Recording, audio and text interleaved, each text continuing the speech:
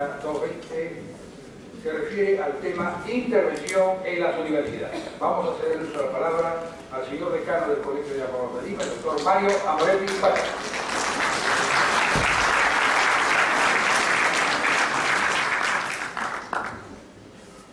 Muy buenas noches, doctor Walter Gutiérrez, decano del Colegio de Abogados de Lima, doctor Enrique Hernández, reconocido jurista, doctor de Yolanda Erazo, directora de Derechos Humanos del Colegio de Abogados de Lima, doctor Sergio Córdoba, director académico, y doctor Luciano López Flores. Señoras y señores, en realidad, el Colegio de Abogados se siente engalanado con la intervención de los que me han antecedido en el uso de la palabra. Han precisado y sobre todo han demostrado de que esta ley es inconstitucional. También han manifestado de la carencia o la violación de la autonomía en las universidades. El tema que me ocupa es justamente la intervención de las universidades en los últimos años. Ya se hizo mención por parte del doctor Enrique Hernández en lo que respecta a la intervención en la época del general Velasco Alvarado. Se creó el Consejo Nacional de la Universidad Peruana. Pero no solamente quienes vivimos en aquella oportunidad, esta intervención no solamente fue con la creación. Si lo comparamos también con las intervenciones o las pretendidas reformas en el Poder Judicial, en la que se le pone el rubro de reforma judicial y nunca hubo reforma en el Poder Judicial. Lo que siempre existió fue una intervención del gobierno de turno, llevando adelante el cese y la destitución de los magistrados. ¿Para qué? Para colocar a la gente de su gobierno, a la gente que estaba relacionada con ellos. Y no solamente lo hemos visto en la época de Velasco, también lo hemos visto en la época de Fujimori. Y en un estudio que hice yo sobre la reforma del Poder Judicial, hubieron 13 reformas que solamente se limitaron, como lo dije anteriormente, a cesar y destituir magistrados. Y una de las últimas que tuvimos fue la de Fujimori. En la época de Toledo también se intentó, entre comillas, reformar el Poder Judicial. Y se presentaron 5 proyectos. Entre ellos, un proyecto en el que se sostenía que todos aquellos que tenían el rango de jueces superiores, a los 60 años se iban a su casa. Y los que tenían el rango de fiscales o jueces supremos, a los 65 años. Es decir, no quedaba ningún magistrado porque todos ellos, tanto en lo que respecta a jueces superiores o supremos, superaban esa edad. En estos momentos tenemos, y ya le hizo referencia al doctor Bernal, 70 años. Conversábamos en la Facultad de Derecho esta semana. Un buen porcentaje nos vamos de la facultad. Y digo nos vamos porque ya también estoy en la década de tal manera que y decíamos, pues hoy jamás nos han tachado, jamás nos han impugnado. Nunca se nos ha aplicado una sanción, pero sin embargo, viene la sanción mediante una ley. Usted ya no puede seguir ejerciendo la docencia y se tiene que ir. Esta ley, que yo considero que es intervencionista, y considero que es intervencionista porque se va a producir el cese de las autoridades, de rectores, profesores, decanos, y aquí le van a colocar. Se dice que va a haber una elección universal.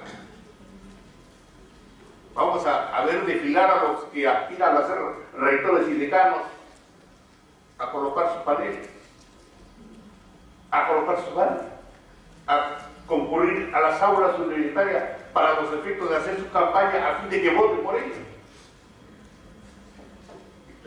Es algo que quienes hemos vivido en la década de Velasco como universitario y en la época de Fujimori como profesor universitario, en la época de Fujimori la cosa fue más delicada, al menos en lo que respecta a San Marcos.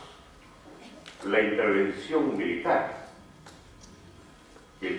la primera vez que intervinieron la Universidad de San Marcos en la Facultad de Derecho, detuvieron a 350 estudiantes.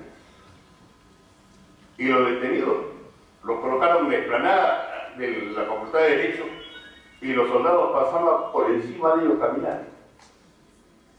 Tuvimos que pedir el auxilio y la colaboración del Colegio de Abogados de aquel entonces, porque todos los profesores de la Facultad de Derecho de San Marcos no nos abastecíamos para asesorar a los alumnos que estaban detenidos.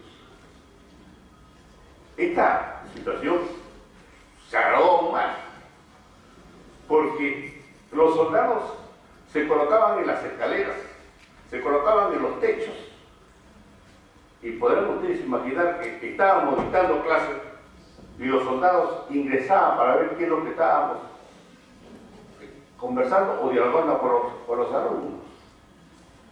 Esta situación que indudablemente no se compara con lo que se dice también.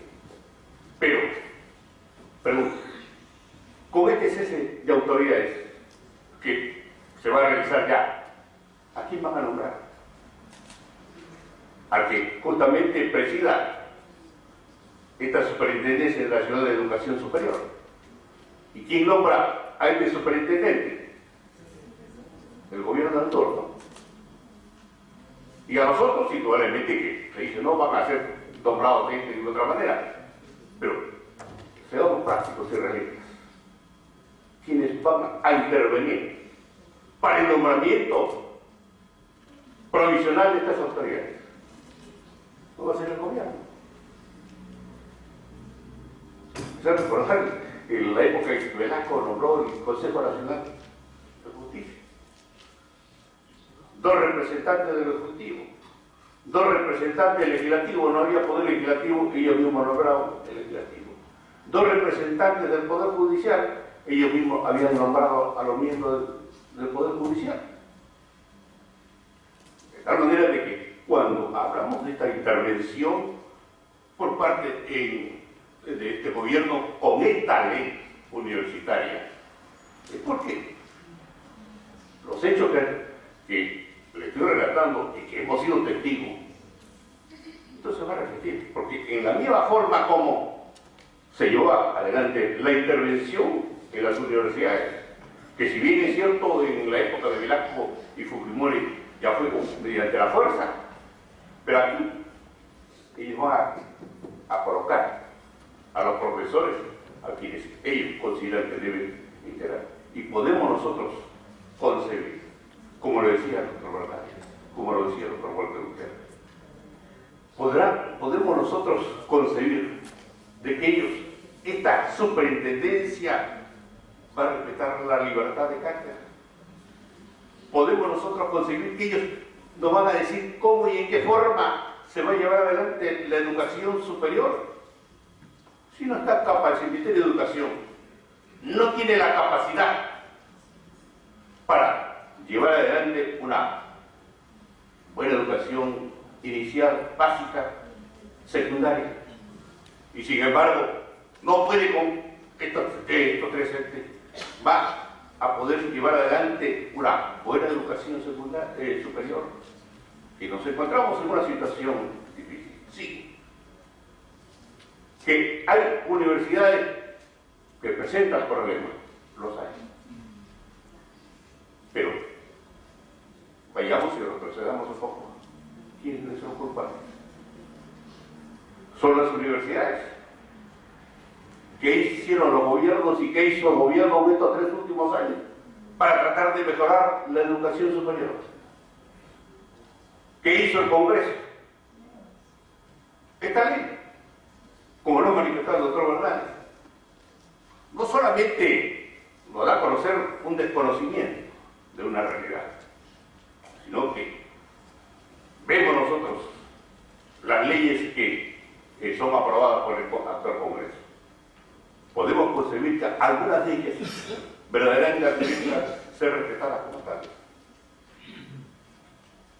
Y siempre, lo digo por experiencia propia, piden opinión a los técnicos. Uno opina.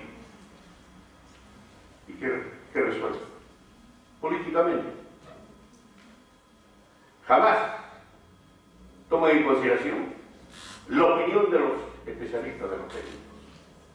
Porque esto se toma única y exclusivamente una resolución, se toma una disposición legal en base a los intereses políticos. Vemos nosotros estas incongruencias e incoherencias en las que nos ha expuesto el doctor Hernández y que en el artículo que ha escrito en el diario El Comercio es muy significativo y muy ilustrativo. En lo que respecta al artículo 8 y lo que dice el artículo 14. Es decir, por un lado se dice, es autónomo, pero en los artículos subsiguientes dejan de lado la autonomía. ¿Y todo para qué? Justamente para poder intervenir a las universidades. Y sobre todo en lo que respecta a las autoridades. Estas autoridades o estas burocracias, como lo ha manifestado el doctor Walter Gutiérrez, va a servir para mejorar la universidad. Conocemos nosotros cómo y en qué forma actúan las autoridades del Ejecutivo, que no tienen capacidad. ¿Acaso no vemos denuncias a personas que, no solamente porque tienen antecedentes, sino lo que tienen es la carencia de capacidad para ejercer un determinado cargo? Y sin embargo, los vamos a tener a ellos al frente de esta conducta. Tenemos también, y sobre todo, decir, ellos nos van a decir quién o quiénes van a ejercer el rango de autoridad en las universidades. Nos van a decir ellos cómo y en qué forma se va a llevar a cabo la educación superior.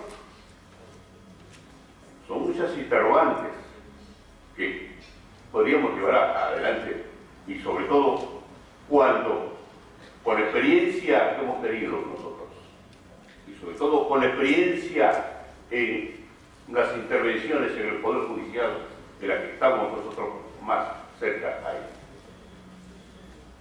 ¿Qué quieren? Destituyeron jueces y fiscales. ¿A quiénes colocaron? A sus allegados. Y siempre he manifestado lo siguiente, y lo he escrito en un libro, de que los políticos se preocupan de dejar a su gente en el Poder Judicial o en el Ministerio Público. ¿Para qué? Para que cuando ellos se vayan, le cuiden las espaldas. Hasta ahora no superamos el alto porcentaje de magistrados y fiscales provisionales. Y lejos de mejorar, es todo lo contrario, porque quienes en estos momentos se encuentran al frente del Poder Judicial, lo único que vienen haciendo es, lo hemos visto en estos últimos días, crear salas o crear cortes en el Distrito Judicial de este. ¿Pero qué han hecho? ¿Van a empezar con carga cero? Sí, pero han suprimido 3 salas para que se vayan al cono. Han desactivado 14 juzgados para que se vayan al cono. ¿Y qué pasa con los expedientes que tenían estos entes jurisdiccionales? Hasta ahora, ya hace 2 meses que se creó el Distrito Judicial del Cono Oeste, y hasta ahora no terminan de distribuir los expedientes que venían siendo ventilados en estos juzgados, desactivados. Se dicta una ley, para que vean ustedes el tipo de leyes que promulga o que apruebe el Congreso. Se han dictado dos leyes, la 30.077 y la 30.076, para los efectos de que se aplique el nuevo Código Procesal Penal en los casos de crimen organizado.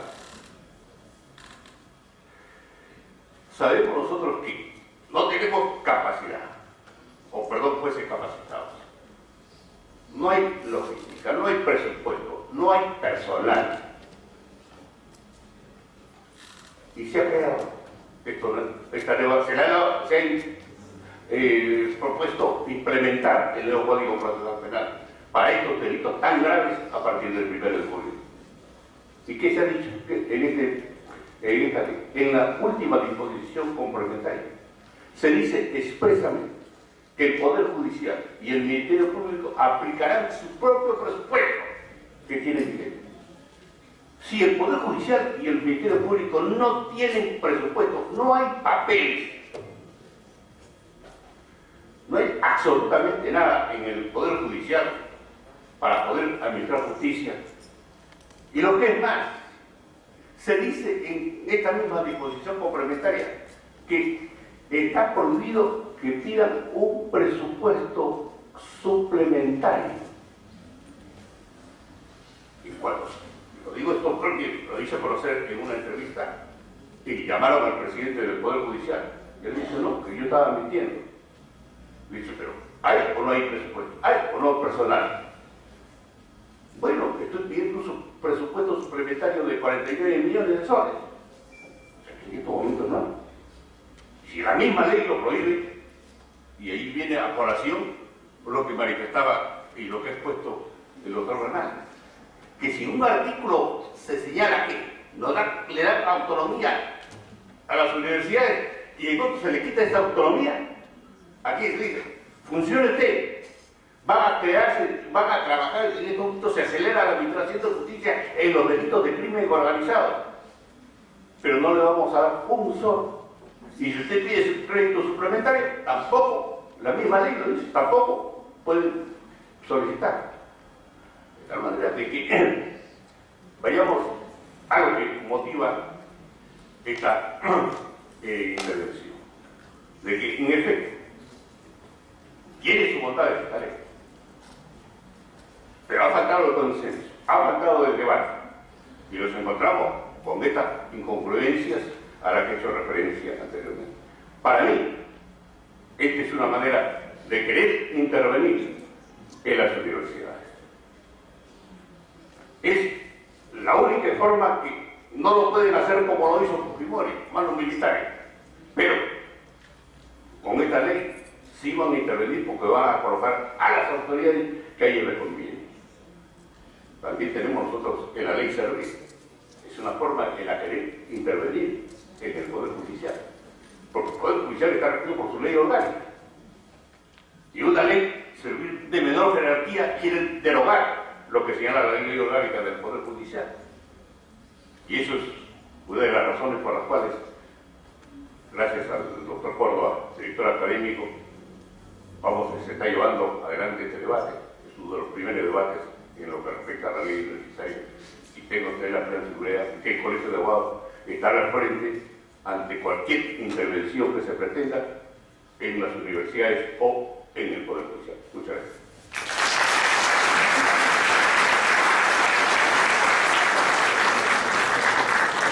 Permítame, señor decano, una intervención. Señor presidente, señor decano de la orden.